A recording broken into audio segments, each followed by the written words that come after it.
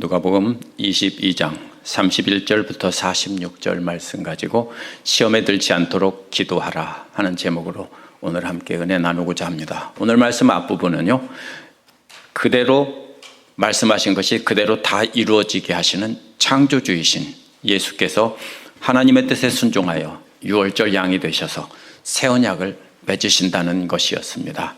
이러한 예수님의 희생적인 섬김은 세상 영광을 추구하다가 예수님을 팔아넘긴 유다와 대조가 되었습니다. 다른 11 제자들도 역시 유다와 마찬가지로 서로 누가 높으냐고 싸웠기 때문에 역시 세상 영광을 추구하던 자들이었습니다. 그런데도 이러한 제자들에게 예수께서 크고자 하는 자는 섬기는 자가 되어야 한다며 예수님 자신도 섬기는 사람으로 너희 가운데 있다라는 것이 이 앞에 나온 내용입니다.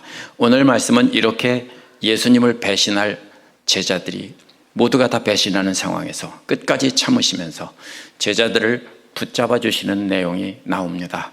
예수님은 배신한 제자들을 끝까지 붙잡아 주시며 하나님의 뜻에 순종하기 위해 스스로 고난을 견디며 믿음을 지켜야 한다고 말씀하십니다.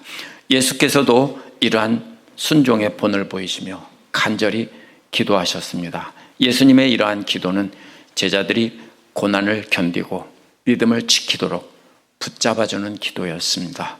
31절에서 34절을 보면 기도로 제자들을 붙잡아 주신 예수님이 나옵니다.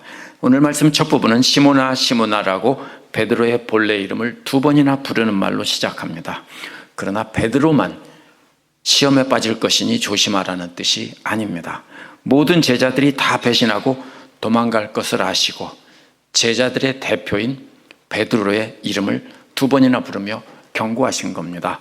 보라라고 하시며 큰 구경거리가 있다고 했는데요, 그 구경거리는 사탄이 너희를 달라고 요청했다는 것입니다. 이게 무슨 말이냐면요, 욥기 1장 2장에 나오는 내용이고 바로 하나님께 사탄이 요나를 시험해 보도록 해달라고 요청하는 내용이 나옵니다. 그것과 똑같은 말입니다.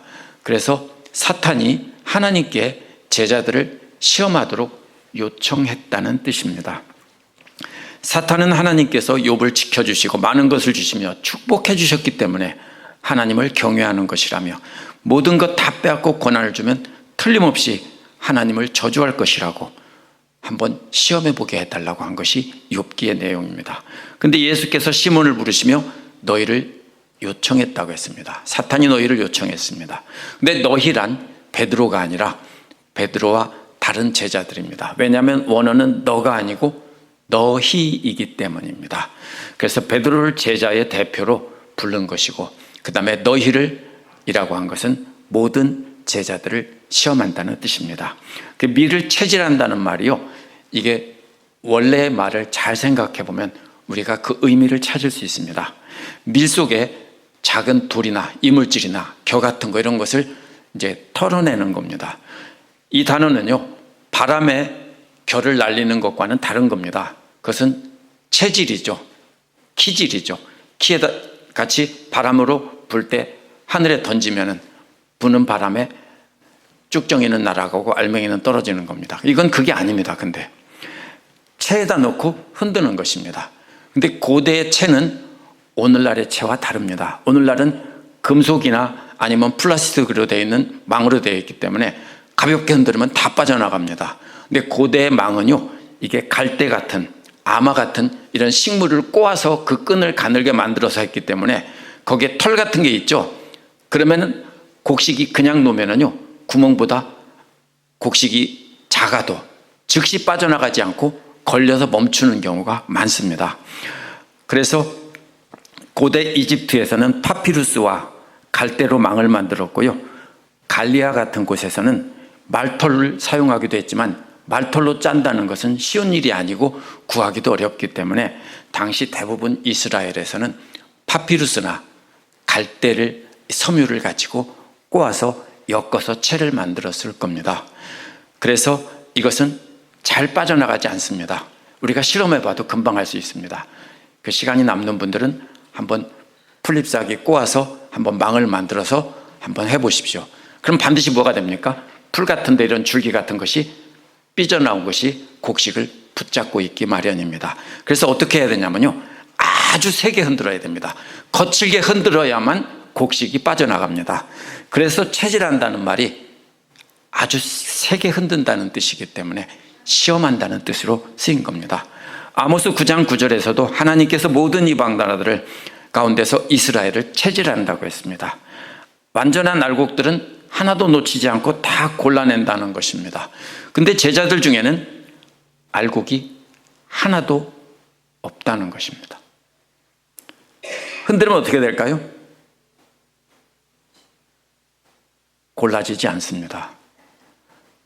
알곡은 남고 찌꺼기만 나가야 되는데 어떻게 됩니까? 다 나갑니다. 그래서 욥처럼 고난이 닥치면 제자들은 모두 다 예수님을 부인하고 떠날 것이라는 뜻입니다. 그래서 사탄은 제자들을 나무틀에 식물의 섬유로 망을 만든 채에 넣고 밀가부르듯이 강하게 흔드는데, 그러면은 전부 다 골라지지 않고 전부 다 찌꺼기처럼 다 나간다는 겁니다. 근데 32절에서 그러나라는 말로 반전이 나타납니다. 예수께서는 내 믿음이 멈추지 않도록 기도하셨다는 겁니다. 그러니까 내가 돌이킨 후에 내 형제들을 굳게 하라고 부탁하셨습니다. 사탄이 아무리 흔들어도 원래는 다 빠져나가야 되는데 누가 붙잡고 있다고요? 예수님께서 붙잡고 있다는 겁니다. 그래서 제자들의 믿음이 사라지지 않도록, 사탄에게 넘어가지 않도록 예수님께서 붙잡고 계신다는 겁니다. 그래서 돌이킨 후에라고 했는데요, 이 말은 이미 믿었는데 한 번 그러면 완전히 믿음에서 떠났다가 다시 돌아왔다는 뜻이냐, 그런 뜻은 아닙니다. 이 말은 그래서 불신자가 하나님께로 돌아선다는 뜻이 되기 때문에 여기서는 그런 뜻이 아닙니다. 이것은 믿음이라기보다는 신실하지 못하다는, 믿음이 없다는 것보다는 신실하지 못해서 이렇게 사탄의 시험에 넘어지게 되었는데 예수님께서 기도로 꽉 붙잡고 계시니까 완전히 넘어지지 않고 그래도 붙어 있었다는 겁니다. 그래서 베드로는 죽음의 두려움 때문에 일시적으로 나중에 보면 예수님을 부인합니다. 그러나 완전히 불신자가 되었다는 뜻은 아닙니다. 그래서 실수한 것을 회개하고 다시 나중에 바로잡습니다. 그래서 실수를 깨닫고 돌아온 뒤에는 다른 형제들의 믿음을 굳건하게 하는 역할을 하라는 것입니다. 베드로만이 아니라 다른 12제자들, 다른 제자들도 다 그렇게 하라는 뜻입니다. 베드로는 제자들의 대표로 말씀하신 것이기 때문에 다른 형제들도 전부, 다른 제자들도 그렇게 믿음 위에 굳게 서서 되돌아왔을 때 다른 형제들이 마치 예수님이 잡아준 것처럼 다른 형제들이 너희를 배신하고 돌아설 때 그들을 꽉 믿음으로 잡아주라는 겁니다. 버리지 말라는 겁니다. 사탄이 밀가부르듯 채 사정없이 흔들어대는데도 예수께서 기도로 잡아주셨기 때문에 안 빠져나갔다면, 너희들 말을 안 듣고 나중에 너희들이 가르치는 것 듣지 않고 대적하고 배신할 때도 그냥 버리지 말고 너희들도 예수님처럼 그들을 꽉 붙잡고 기도로 잡아주라는 겁니다. 그래서 다시 돌아올 수 있도록 하라는 것입니다. 그러나 이어서 베드로는 엉뚱한 소리를 합니다. 말하기를 주여, 나는 감옥에나 죽는 자리에도 주님과 함께 갈 준비가 되어 있습니다. 나는 절대로 배신하지 않습니다. 실수 따위는 하지 않는다는 겁니다. 그러나 예수님께서는 오늘 닭이 울기 전에 내가 3번 나를 아는 것을 부인한다고 했습니다. 예수께서는 베드로의 약함을 아시고 죽음의 두려움을 이기지 못해서 3번 실수한다는 것을 아신 겁니다. 그러나 믿음에서는 떠나지 않도록 예수님께서 단단히 붙잡아 주셨습니다. 따라서 제자들의 믿음이 훌륭해서가 아니고 우리 주님께서 제자들의 믿음이 사라지지 않도록 기도로 붙잡아 주셨기 때문입니다. 사탄은 제자들을 체에 넣고 사정없이 강하게 흔들었는데 주님께서 붙잡고 계셨기 때문에 떨어져 나가지 않은 것이지 제자들의 믿음이 훌륭해서가 아닙니다. 그래서 제자들은 다시 믿음 위에 굳게 설 수 있었던 것이고요, 나중에 도망갔다가 회개하고 돌아와서 다른 형제들의 믿음을 굳게 한다는 겁니다. 제자들도 예수님처럼 그렇게 원수 같은 제자들, 배신한 제자들을 그렇게 품어준다는 뜻입니다. 35절에서 38절은 스스로를 지키며 시험을 이기라는 내용이 나옵니다. 35절은 그리고라는 말로 앞부분과 연결되지만 전혀 연결점이 없어 보입니다. 사탄이 제자들의 믿음을 시험한다는 말과 전대와 주머니와 신도 없이 보낸다는 것이 어떻게 연관되는지 생각해 봐야 됩니다. 10장 4절에서는요, 이런 것을 가지지 말고 가라고 했습니다. 그때는 예수님을 믿는 사람도 있었고 거부하는 사람도 있었습니다. 그래서 그때 영접하는 사람 집에는 머물고 거부하는 사람 집에서는 발의 먼지를 떨어버리라고 했습니다. 반드시 너희를 영접하는 사람도 있을 것이니까 거부할 때는 낙심하지 말고 그냥 돌아서서 다른 데 가서 머물면서 전해라. 이것이 10장 4절의 말씀입니다. 그래서 10장 4절에서 70인의 제자를 파송하실 때 하신 말씀을 기억해 보라고 했습니다. 전대와 주머니와 신도 없이 보냈을 때 부족한 것이 없었느냐고 물었을 때 없었다고 했습니다. 이 세 가지는 여행자들의 필수품입니다. 그런데 이 세 가지 없이 다녔어도 부족한 것이 없었다고 제자들은 대답했습니다. 왜냐하면 가는 곳마다 제자들이 전하는 복음을 듣고 자기 집으로 영접하는 사람들이 있었기 때문입니다. 근데 36절은 그러나 이제는 이라는 말로요, 35절과 반대가 됩니다. 전대가 있는 사람은 집어들으라고 했고요, 새 번역은 돈주머니라고 했지만 사실은 전대라는 말이 우리말에서 널리 쓰이던 말이기 때문에 훨씬 자연스러운 말입니다. 오늘날 지갑에 해당합니다. 그 다음에 개역에서는 주머니로 번역하고요, 새 번역은 자루로 번역한 말은 가죽으로 만든 주머니인데 오늘날로 말하면 여행 가방입니다. 하나는 지갑이고 그 다음에 주머니는 여행 가방입니다. 여기다 뭘 넣습니까? 여행자들의 식량과 옷, 신발 이런 것들을 넣어서 가지고 다니는 것입니다. 따라서 이 주머니는 여행 가방에 해당합니다. 이 두 가지는 제자들에게 먹을 것을 주고 재워주고 할 사람이 아무도 없게 된다는 뜻입니다. 예수께서 십자가에 돌아가시고 나면 그 다음에는 아무도 그렇게 할 사람이 없게 된다는 겁니다. 검이 없는 사람은 옷을 팔아서 사라고 했습니다.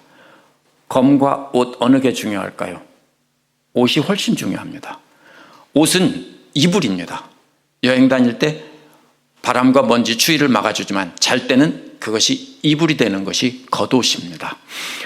그런데 검은 사실 꼭 필요한 물건이 아닙니다.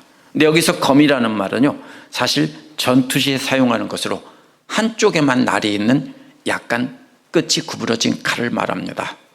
한자로 검은 그런데 양쪽에 날이 서 있는 것을 검이라고 하고요, 한쪽에 날이 서 있는 것은 도라고 합니다. 그래서 우리는 환도라고 하고 일본도는 일본도라고 하죠. 한자로는 도는 한쪽 날이 있는 것이고 검은 양쪽 날이 있는 것이 그래서 검도라고 하죠. 그런데 여기서는요, 검이 아니고 도가 맞습니다. 한쪽에 날이 있는 비교적 길지 않은 호신용 칼입니다. 이제 예수께서 십자가에 달려 죽으시면 대적하고 죽이려는 사람들이 가득할 것이기 때문에 자신들 스스로를 지켜야 한다는 비유적인 의미입니다. 실제로 칼을 사라는 뜻이 아닙니다. 그래서 여행 가방도 실제로 준비하라는 뜻이 아니라 이제는 너희를 아무도 지켜줄 사람이 없다라는 뜻입니다.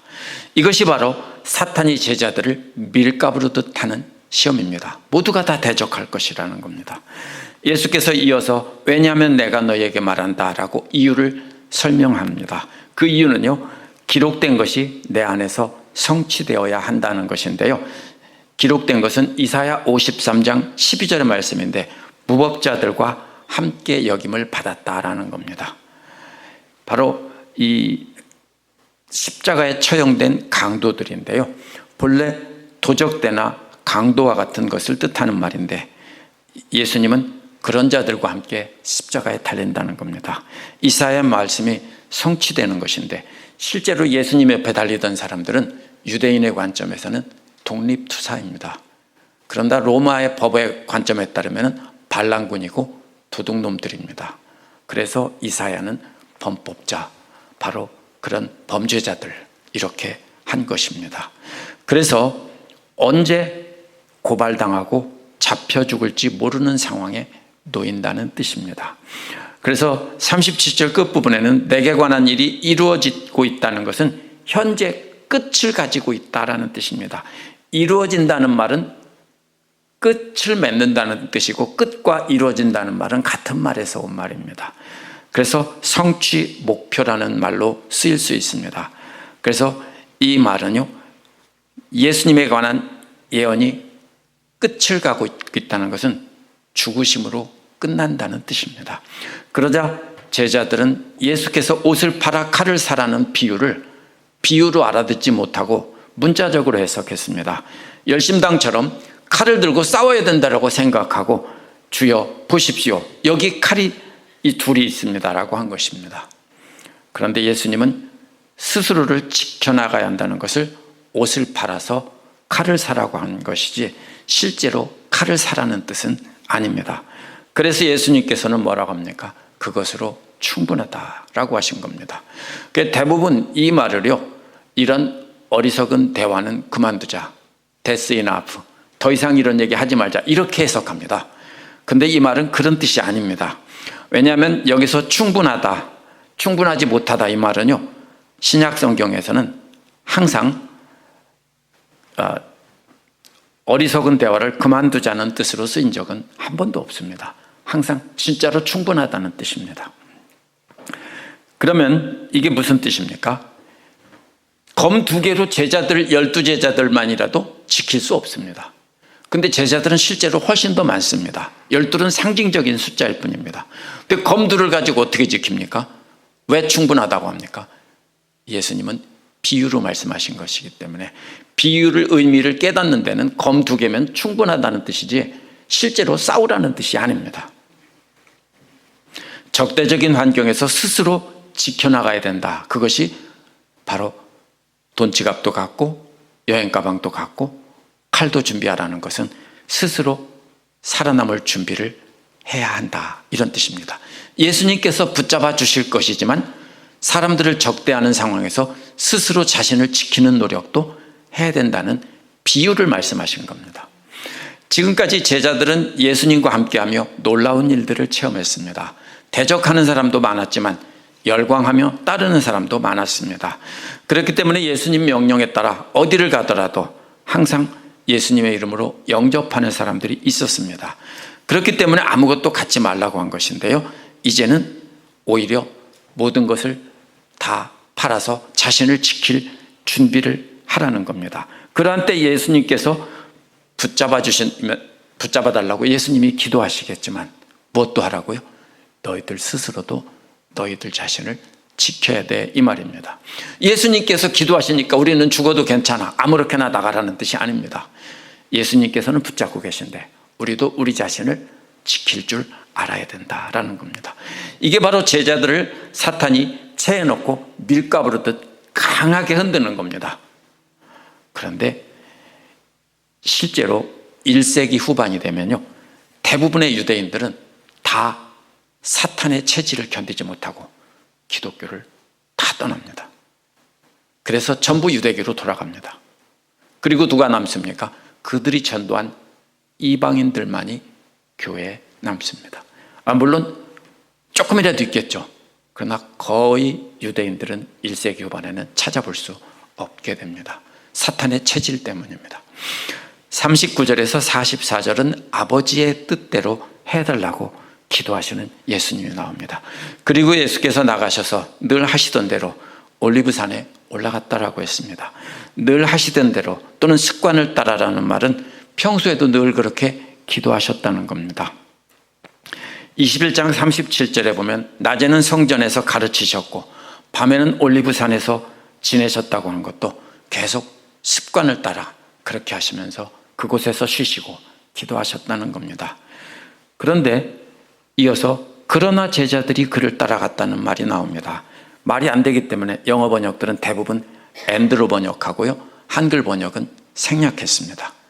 그러나 이 말이 있습니다. 원어에. 무슨 뜻입니까? 평소와 달리 평소에는 혼자 가서 떨어져서 기도했다는 것입니다. 그러나 이번에는 제자들이 함께 갔다는 겁니다.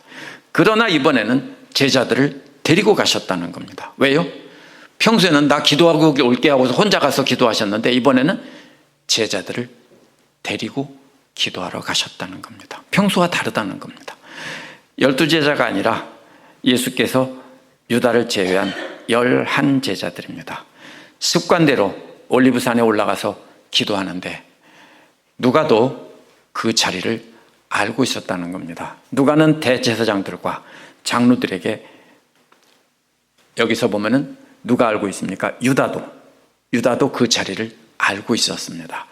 그래서 장로들에게 예수님을 잡을 기회라고 유다는 알려주었을 것입니다.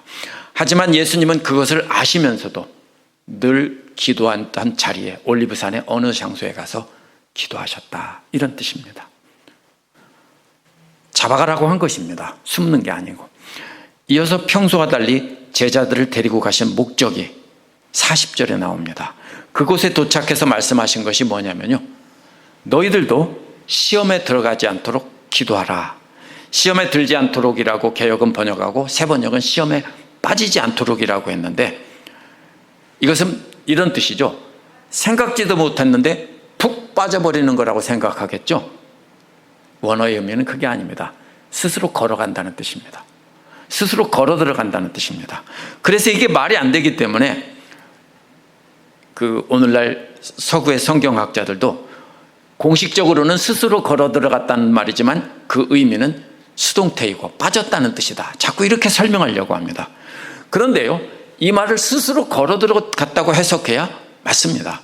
뭐냐면요, 예수님의 말씀에 순종하기 위해서 기도하지 않으면 스스로 자발적으로 시험 안으로 걸어 들어간다는 겁니다. 왜요? 그게 더 좋아 보이기 때문입니다. 자기의 생각이 옳다고 생각하기 때문입니다. 제자들은 자신들의 생각대로 행동한다면 반드시 사탄에게 속아 넘어가도록 되어 있습니다.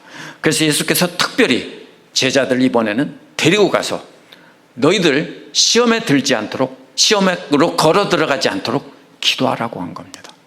가만히 있으면 자동으로 걸어 들어가는데, 왜? 그게 너희들 생각이니까. 그런데 이번에는 예수님의 말씀, 가르침에 따르도록 간절히 기도하라는 겁니다. 우리도 어떻게 합니까? 가만히 있으면 자동으로 우리 하고 싶은 대로 합니다. 그렇죠? 100이면 100 다 그렇게 합니다.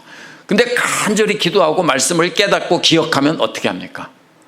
아, 그렇게 하라고 하셨지, 할 수 없지 뭐 하고 따르는 겁니다. 이게 시험에 들지 말게 하라는 겁니다. 우리는 그동안 시험이 엄청난 시험인 줄 아는데 시험은 사탄이 주는 겁니다. 네 생각대로 하라, 너 좋은 대로 하라, 너만 위하라, 이것이 시험이고요. 반대로 시험에 들지 않는 것은 예수님의 말씀을 따라 원수까지도 사랑하고 품고 기도하라, 이것이 시험에 들지 않는 것입니다. 개역은 41절을 저희를 떠나가서라고 번역했지만 새 번역은 그들과 헤어져서라고 번역했습니다. 이 말이 무슨 뜻이냐면요, 원어는 멀리라는 말과 끌려갔다는 말이 합쳐진 말입니다. 예수님께서 멀리 끌려갔다는 겁니다. 누구에게 끌려갔습니까? 바로 성령님에 이끌려서 멀리 끌려갔다는 뜻입니다. 제자들과 함께 기도하는 자리로 가셨는데 이번에는 제자들에게 기도하라고 한 뒤에 예수님은 성령님에 이끌려서 멀리 갔다고 했습니다. 얼만큼 멀리요? 돌을 던져 닿을 만큼. 얼만큼쯤 됩니까?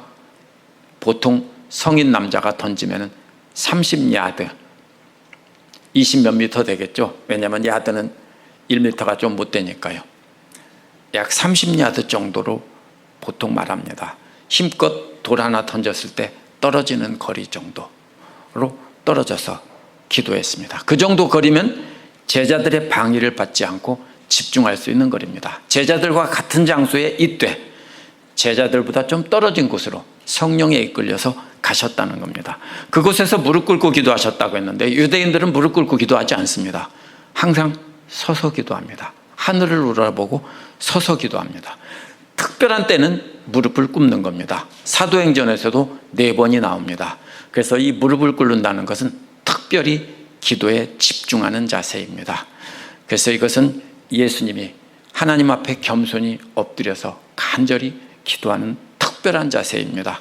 그 기도 내용이 42절에 나오는데요. 아버지, 만약 당신이 원하시면 이 잔을 내게서 치워주십시오 라고 했습니다. 이 잔이 뭡니까? 구약에서는 항상 진노의 잔입니다. 하나님의 진노의 잔. 따라서 이 잔은요, 예수님을 향한 진노가 아닙니다. 바로 하나님과 원수된 하나님의 백성들을 향한 진노의 잔입니다. 근데 그 진노를 예수님이 대신 받겠다는 겁니다. 그런데 그걸 치워달라는 것은 할 수만 있으면 그 백성들을 향한 진노의 잔을 치워주십시오. 그래서 예수님이 백성들을 대신해서 고난을 당하지 않게 해주십시오라는 기도입니다. 예수님도요, 우리와 똑같은 인간의 몸을 입고 오셨기 때문에 엄청난 고통의 죽음이 두려우신 겁니다. 그래서 아버지께서 원하시면 이것 치워주시면 좋겠네요. 그런데 역시 예수님도 뭐라고 합니까? 그러면 사탄의 속임수에 넘어가는 겁니다. 그렇죠? 그게 사탄의 체질입니다. 근데 예수님은 뭐라고 해요? 그러나 내 뜻대로 마옵시고 아버지 뜻대로 해주십시오. 그래서 예수님의 기도는 다른 것입니다. 그래서 예수님께서도 사탄의 시험을 이기는 기도를 한 것입니다. 사탄은 계속 예수님의 본성을 자극해서 예수님 뜻대로 하라고 부추깁니다. 처음부터 뭐라고 했습니까? 왕이 되라고 그랬죠. 그래서 이번에도 죽지 말고 왕이 되어 다스리며 영광을 받으라고 사탄은 끊임없이 충동질을 했을 겁니다. 그러나 예수님은 자신의 뜻이 아니고 아버지 뜻대로 하게 해달라고 기도하시는 겁니다. 그 다음에 보면은요, 괄호가 이중대괄호가 43절부터 44절까지 되어 있죠. 이게 사본학에서 어떤 뜻이냐면요, 사본에서 중요한 오래된 사본들에는 없고 후대의 사본에 있는 것은요, 대괄호 하나로 묶습니다. 이것은 오리지널이 아니라는 뜻입니다. 근데 이중대괄호로 묶은 것은요, 오래된 고대 사본에 있는데 이것은 말이 전후 문맥으로 볼 때 말이 안 되니까 이것은 오리지널이 아닐지도 모른다. 이게 이중대괄호의 사본학에서 의미입니다. 이걸 잘 생각해 봐야 됩니다.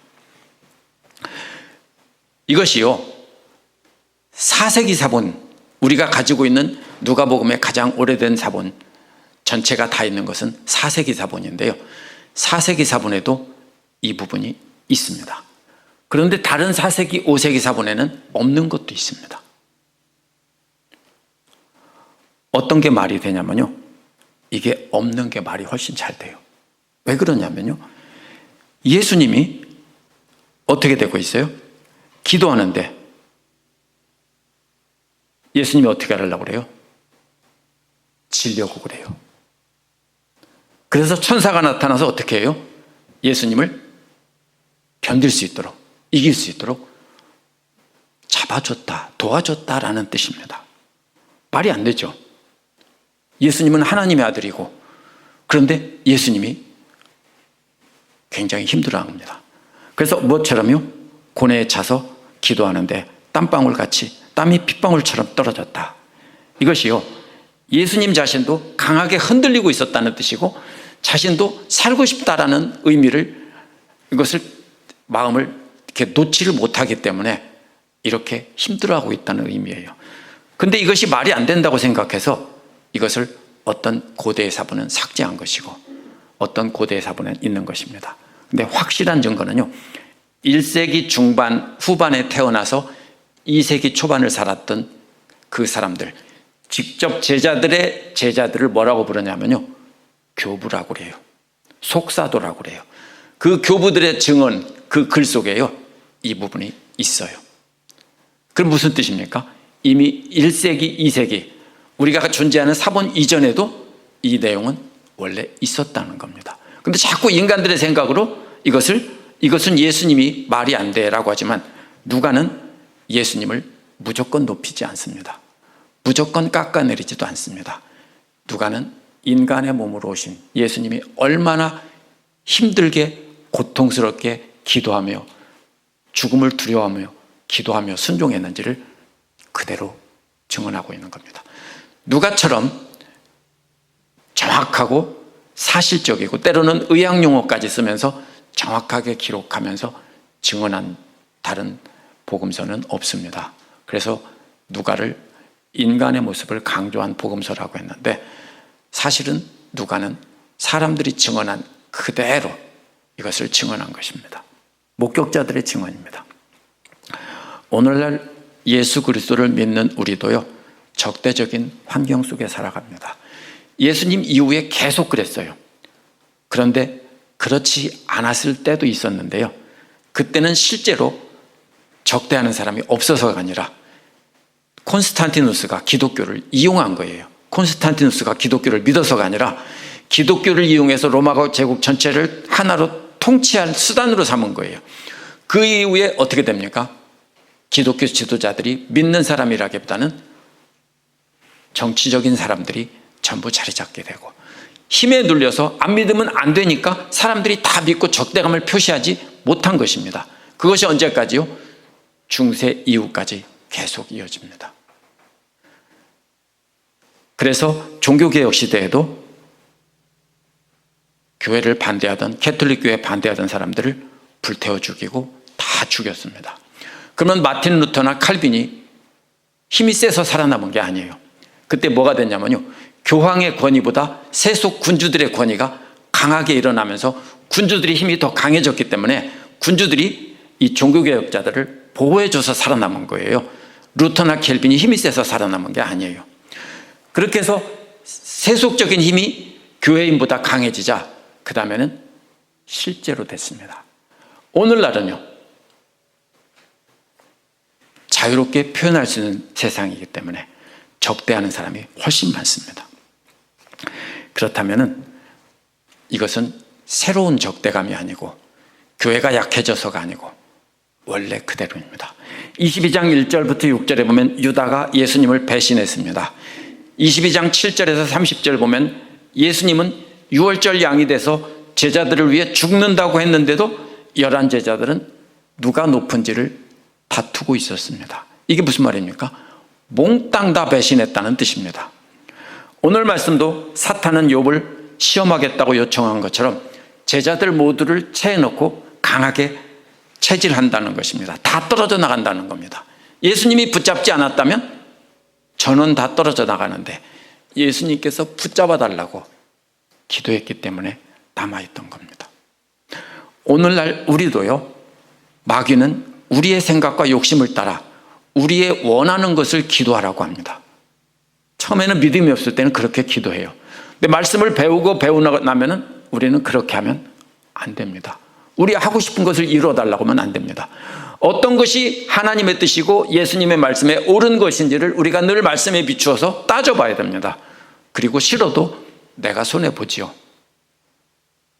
주님 말씀이 옳습니다. 이것이 기도입니다. 그런데 예수님께서 우리가 예수님처럼 기도하도록 붙잡아주고 계십니다. 그러나 예수님께서는 돈지갑과 여행가방과 칼을 준비하라고 한 것은요, 우리 스스로 사탄의 유혹과 대적을 지켜나갈 수 있는 노력을 최선을 다해야 됩니다. 가만히 있으라는 뜻이 아닙니다. 그래서 우리도 사탄의 세력과 맞서 싸우면서 우리도 예수님처럼 우리를 배신한 사람들을 붙잡고 그렇게 그들이 돌아오도록 간절히 기도하라는 겁니다. 여기서 우리와 똑같은 인간의 몸으로 오신 예수님께서 십자가의 죽음이 얼마나 두려우셨을지 우리가 상상을 해봐야 됩니다. 그렇게 죽도록 견디기 힘든 가운데서 자신을 배신할 제자들을 붙잡고 간절히 기도하셨다는 것은 말할 수 없는 큰 사랑입니다. 예수께서 그렇게 기도한 것을 제자들을 데리고 가서 보여주신 것은 너희들도 나중에 나처럼 그렇게 너희들 원수들을 품고 기도해, 이 뜻입니다. 그래서 우리도 예수님처럼 우리 생각을 내려놓고 죽도록 하기 싫은 것을 하게 해달라고 기도해야 됩니다. 특별히 우리를 배신하고 대적하는 사람들이 사탄의 시험에 넘어가지 않고 믿음에 붙어 있도록 간절히 기도해야 됩니다. 기도하겠습니다.